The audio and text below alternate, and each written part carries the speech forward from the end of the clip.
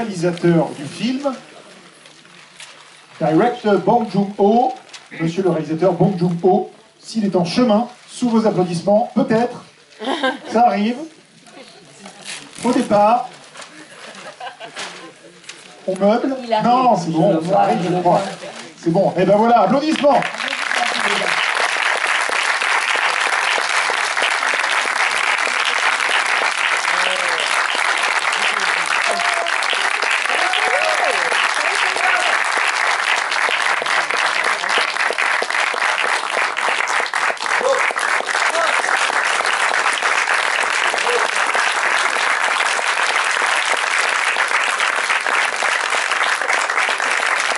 Accompagné de toute du film à la traduction, on va se mettre en place. On est parti pour une petite rencontre. Donc il y aura une vingtaine de minutes voilà, de questions ici, puis après on prendra quelques questions du public. On va essayer de tenir ce timing serré.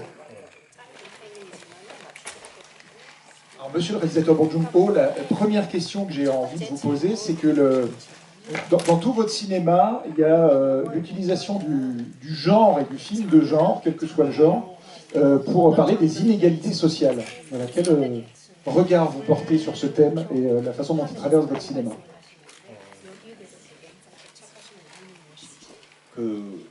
사실 이제 저는 개인에 관심이 많고요. 주인공, 뭐 이 영화 같은 경우 미키. 개인의 이야기를 되게 그냥 구체적으로 따라가고 싶은 게 항상 목표인데 세밀하게 집중하고 싶고. 예. En fait, c'est toujours un individu qui m'intéresse. Là, en l'occurrence, donc c'est ce personnage, Mickey. Donc, j'aime suivre en fait le parcours, l'histoire d'un personnage. 그렇게 자세히 따라가다 보면 그냥 불과 레이어 단 한 겹, 두 겹 정도만 벗겨도 어쩔 수 없이 시스템이랑 지금 우리가 살고 있는 세상의 이야기가 딸려올 수밖에 없는 것 같아요. 이게 분리하기가 힘들잖아요. 개인과 이 세상의 사회 얘기를. Et finalement, c'est en le suivant de façon naturelle qu'on commence à enlever une couche, une deuxième couche. Et là, on se rend compte que l'individu est inséparable de notre système, de notre monde. C'est quelque chose qui est vraiment inséparable. 무슨 정치 영화를 만들어야지라고 목표를 삼은 적은 한 번도 없었는데 이상하게 끝나고 보면 그렇게 돼 있더라고요. Et c'est drôle parce que j'ai pas du tout dans le but de faire à chaque fois un film politique. Et une fois que le film est fini, je me rends compte que finalement, si. Alors justement, moi j'aurais une question liée à ça aussi. Est-ce que ça fait partie du Han, la souffrance coréenne, d'avoir une histoire qui est lourde, et finalement de quelle manière ça imprègne le cinéma et l'héritage que ça va laisser pour les prochaines générations de cinéastes? 한이라는 개념이 되게 독특한 건데 이제 어떻게 설명드려야 될지 모르겠지만 진정 꿈꿨는데 또는 바랐는데 이루지 못한 것이라든가 여러 가지로 해석할 수 있는데 어쨌든 가슴에 깊게 뭉쳐져 있는 어떤 슬픔 또는 그런 감정이죠.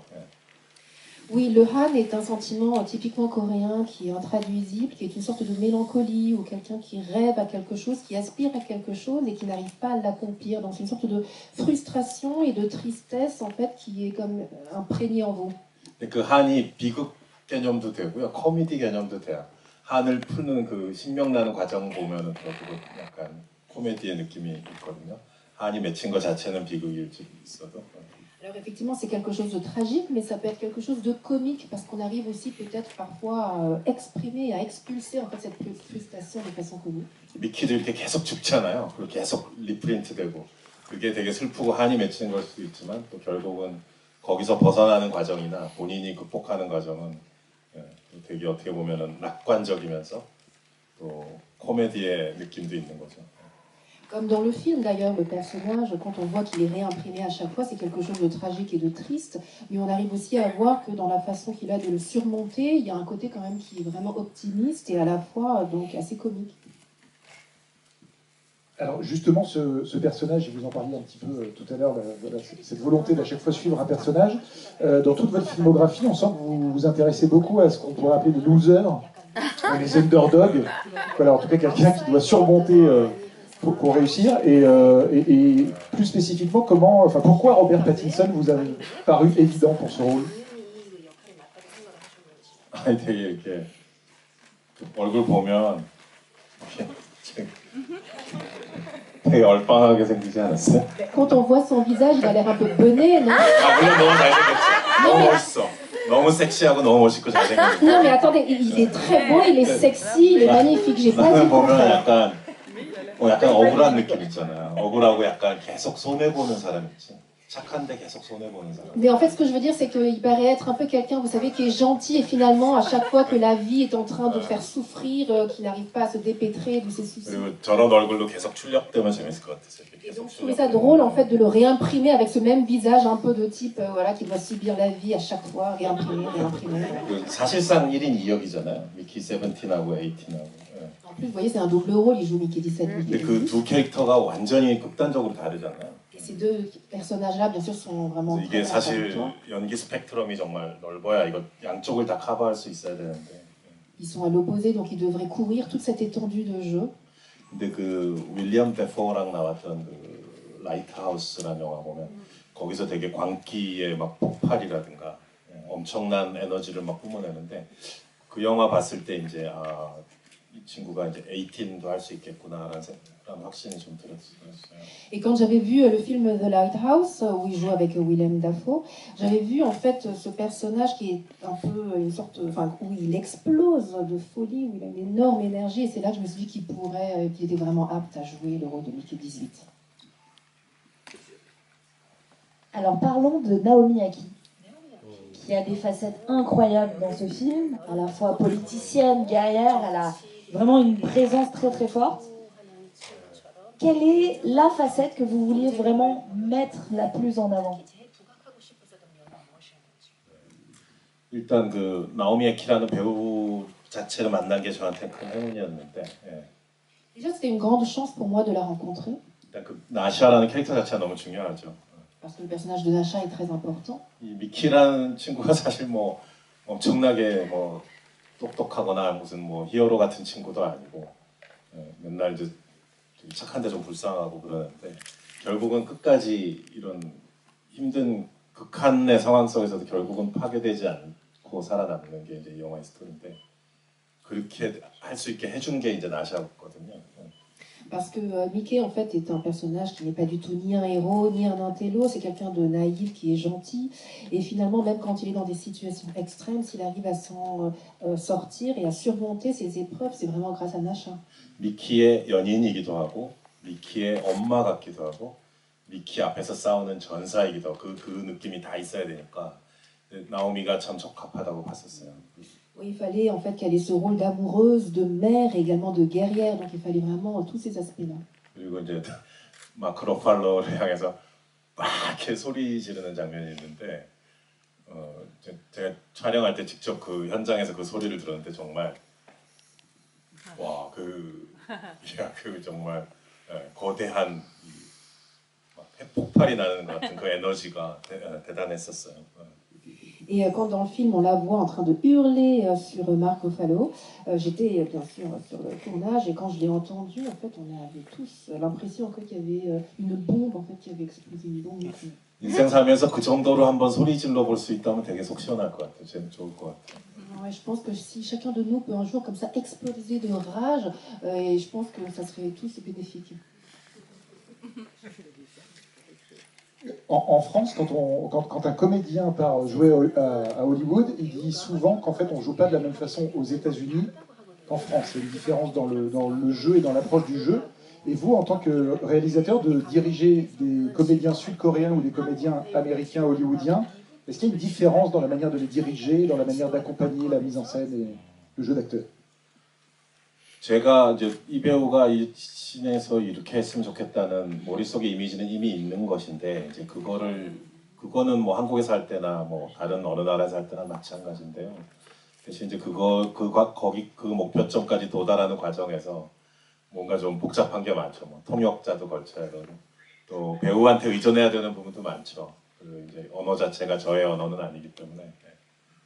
En fait, moi, j'ai déjà toujours les images qui sont dans ma tête, j'ai déjà la scène, mais donc peu importe le pays dans lequel je tourne, mais c'est vrai que parfois la route qui m'amène à obtenir le but voulu est parfois semée d'embûches parce que je dois passer à travers des interprètes, parce que je dois aussi m'adosser vraiment à des acteurs qui ne parlent pas une langue que je maîtrise moi. 그래서 같이 일하는 배우들을 되게 신뢰하려고 하고요.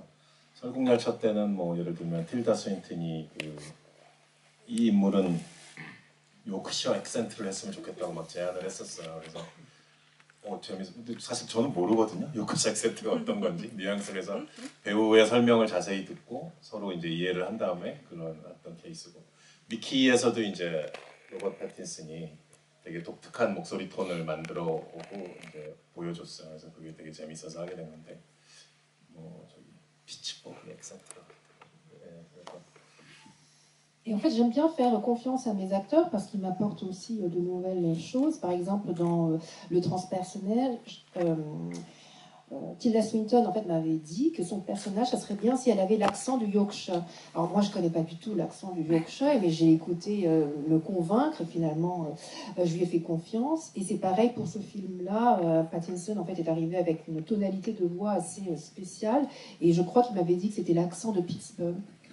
되게 나중에 보니까 거짓말, 그러니까 농담한 거였더라고.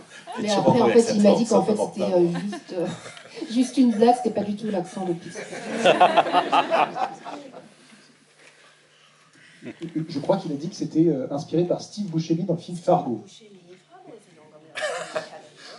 원래 이제 17, 18 캐릭터 차이를 얘기하다가 제가 그 얘기를 했어요. 그 18이 약간 이렇게 가만히 있다 갑자기 막 죽여버리고 막 그 약간 피터 스토메어 캐릭터랑 비슷하다 18 이런 얘기를 했었거든요. En fait, c'est en décrivant un peu la différence entre Mickey 17 et 18. Pour le 18, je disais que c'était un peu comme dans Fargo, le personnage joué par Peter Stormare, qui tout d'un coup un peu lent et qui tout d'un coup comme ça commence à tuer. 그러다가 러비 자기도 모르게 이 얘기는 피터 스토메어 얘기를 했는데 이제 자꾸 그 영화를 자꾸 생각하다 보니까 거기 나온 이제 스티브 부셰미 목소리를 자기도 모르게 거기서 영감을 자극을 많이 받은 것 같다고. 지금 미키 17 목소리가 되게 비슷하다고. 스티브 부셰미랑. Et je crois qu'on n'arrêtait pas de parler donc du film Fargo, et ce qui fait que Pattinson en fait a beaucoup plus inspiré, en tout cas pour Mickey 17, de l'accent donc de Steve Buscemi dans Fargo. Alors, dans vos précédents films, bien souvent, et dans ce film-là aussi, les figures d'autorité, les figures bureaucratiques notamment, sont souvent ridicules, tournées au ridicule en tout cas, impotentes. Qu'est-ce que ça raconte finalement? Comment vous arrivez à transformer cela et quelle est la volonté derrière cela? 제가 이렇게 많이 그런 분들을 많이 보면서 자랐어요. 제가 그 예민한 중고등학교 시기를 또 대학교 시기를 그 군사정권 밑에서 다녔기 때문에 주변에서 많이 보기도 했고. J'ai grandi en fait avec ce genre de figures autour de moi, collège, lycée, université. On était sous dictature militaire en Corée, donc c'était vraiment voilà parfois des stéréotypes. 예를 들면 이제 고등학교 때 학교에 교장 선생님이 바뀌어서 새로 왔는데 군인 아저씨가 온 거예요. 전혀 이 교육 쪽과 관련이 없는 교육 분야랑 관련이 없는 분인데 갑자기 그런 분이 막 와서 학교에 온 거예요. 낙하산 인사라고 하죠. 예를 들면 그것 때문에 여러 가지 스트레스도 겪고 생활상에 막 여러 가지 괴로운 것도 많았고 그런 인물상에 대한 여기도 이제 보면은 마크 러팔로가 후반에 가면 막 이상한 제복 같은 걸 입고 나와서 막 괜히 막 턱을 쳐들고 막 그러는데 그런 이미지들 많이 박혀 제가 겪어본 것들이 있어요. Oui, par exemple, je me rappelle au lycée, on avait un nouveau proviseur qui était arrivé. En fait, il avait été parachuté. Il n'avait absolument rien à voir avec l'éducation. C'était un militaire. Et donc, c'est toutes ces expériences, le stress, la vie finalement des étudiants qui rendaient compliquée. Et là, vous voyez dans le film, d'ailleurs, Mark Ruffalo à un moment est vêtu d'un uniforme militaire. Donc, tout ça, c'est des images que j'avais en moi. Et vous les rendez très drôles, du coup. Normally, those kind of people were quite stupid. 그러니까 이불하다기보단 약간 스투피드한 쪽에 가까워서 그러니까 보면 약간 웃기기도 해요. 뭐 웃긴다는 게 좀 위험한 발상인데 이렇게 스마트하게 사악하다기보다는 멍청한 느낌이 어이없는 느낌 같은 게 좀 있었었죠. Oui, parce que ces gens-là sont stupides et ils sont finalement en fait plus stupides que méchants. Je dirais qu'il y a même un côté parfois comique qui se dégage d'eux. Je sais que c'est un peu dangereux de dire ça, mais en fait c'est pas des gens qui sont pernicieusement intelligents, c'est vraiment juste qu'ils sont un peu bêtes. 마샬 느낌도 약간 그런 게 있지 않나요? 조금? Donc je pense que le personnage de Marshall effectivement a aussi un peu ce côté-là.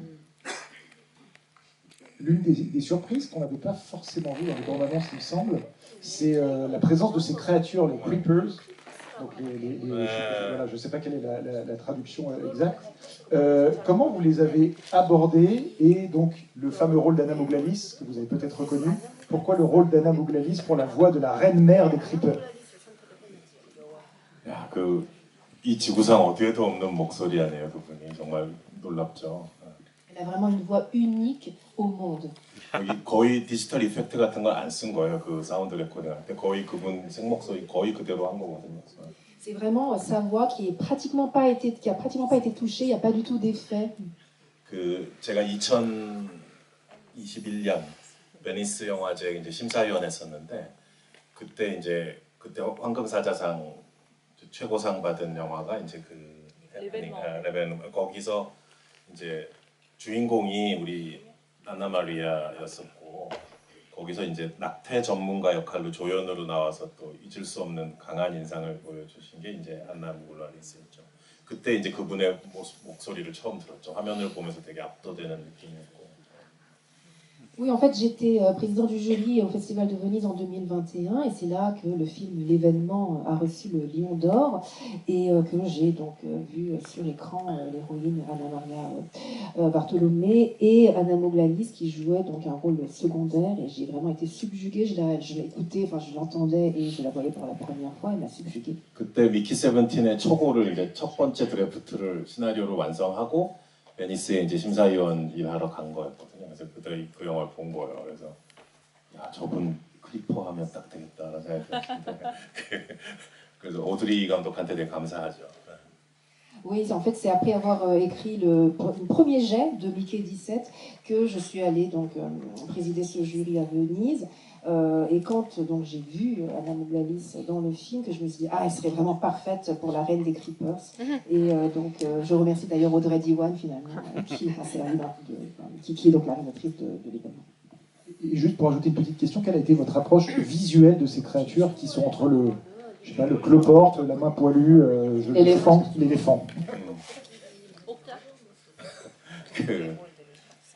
이 디자이너가 우리 크리처 디자이너 저랑 한 20년간 일한 사람이에요. 괴물도 했고 옥자도 했고. La personne qui a dessiné donc la créature, c'est quelqu'un que je connais depuis 20 ans, avec qui je collabore depuis 20 ans, qui a fait The Host, Okja aussi. 처음에 이제 항상 그래서 어떤 레퍼런스하고 할까? 출발점을 딱 제시를 제가 하거든요. Et à chaque fois, en fait, on part d'un point de départ pour imaginer la créature. 이번에 크루아상 빵을 딱 줬죠. Et là, cette fois-ci, je lui ai tendu un croissant. 아니 진짜로 그래서 크루아상 모양에서 출발한 거예요 디자인. Non, mais vraiment, en fait, c'est parti de la forme d'un croissant. 그래서 토니 콜레트 대사에도 나오잖아요. 동물에 빠진 크루아상 같다고 토니 콜레트 대사에도 있는데. Et d'ailleurs, dans le film, il y a un moment, Toni Collette parle d'un croissant qui est dans la mer. Donc. 원작 소설에서는 약간 진해 같은 모습이다라고 이제 글로 묘사되어 있어요. 무슨 일러스트레이션이 있지는 않고, 근데 저는 좀 다르게 접근하고 싶어서. Dans le roman d'origine, je crois que les créatures sont un peu considérées comme des mille pattes, mais moi je voulais quelque chose de différent. 이렇게 접시 크루아상빵 이렇게 가만히 보면 약간 이렇게 긴 쪽이 있고 짧은 쪽이 있잖아요. 이게 대칭이 안 될 경우가 더 많은 거죠, 그죠? 대칭이 될 수도 있는 건가? 네. 어쨌든 이 짧은 쪽이 있고 긴 쪽이 있으면 이 짧은 쪽이 머리 같다라고 항상 생각했었거든요, 보면서. 미친 건가, 내가? En fait, quand vous avez un croissant, il y a toujours une partie qui est plus longue et plus courte. Et je lui disais, bah non, pas forcément. Il dit, ah bon, pourquoi c'est pas symétrique? Oui, ah bon, bah écoute, alors peut-être que je raconte n'importe quoi. Mais il disait qu'en fait, pour la partie un peu plus courte, il avait toujours l'impression que c'était une tête. 이상한 건가? Bon, je suis peut-être très bizarre. Désolée, je suis désolée. 죄송합니다.